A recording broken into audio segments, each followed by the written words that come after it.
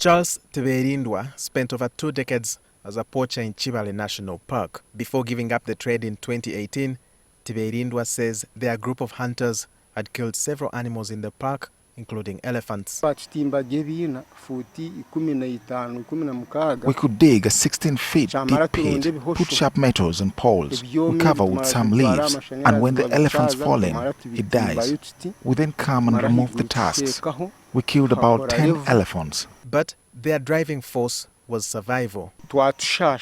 It's a painful experience, but we also need money for school fees. You cannot go to the park and leave empty-handed. Teberindwa says the market for the elephant tusks was not a problem. There was a man from Kampala called Katumba.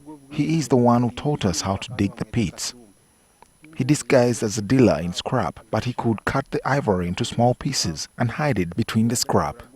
Edson Tswera, an assistant warden in charge of law enforcement here, says the poachers come for wildlife but will not hesitate to take your life once you stand in their way.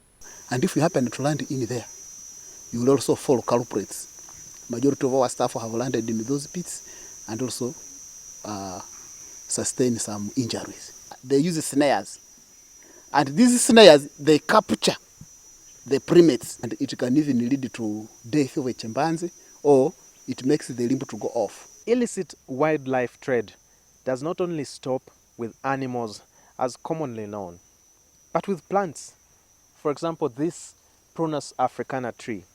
According to the rangers here, its bark is very marketable, and a kilogram of it goes for about 4,500 shillings.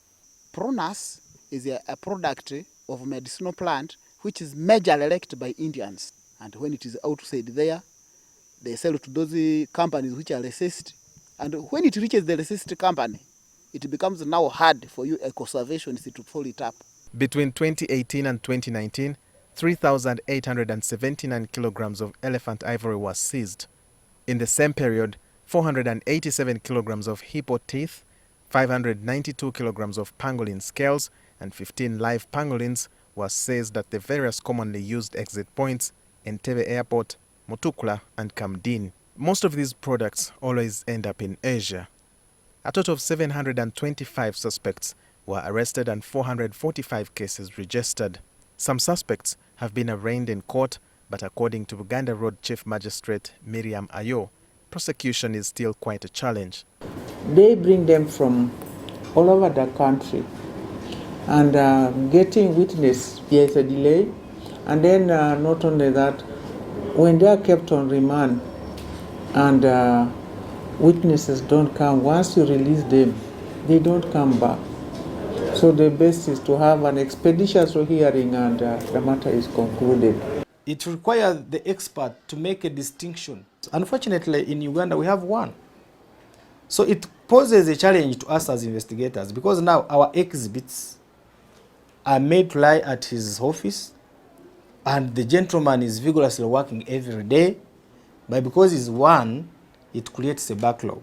In spite of law enforcement efforts within the country, trafficking has persisted. Because of technology, which has enabled coordination, especially through phone communication, then mobility, as in it is now very easy to transport some of these wildlife prohibited species using motorcycles and through panyas and even in the bush, which the vehicle, motor vehicle may not easily pass. For the last 5 years, we can talk about almost 9 tons of ivory.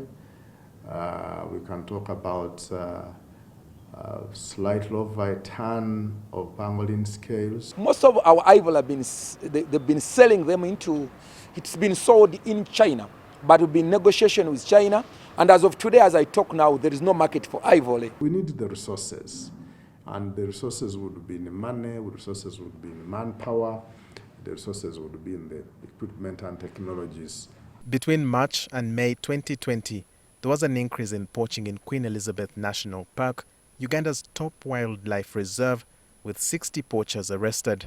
In June, after 9 years of no poaching of the endangered silverback gorillas, one was killed by 4 poachers in the Bwindi Impenetrable National Park. Walter Mwesije, NTV.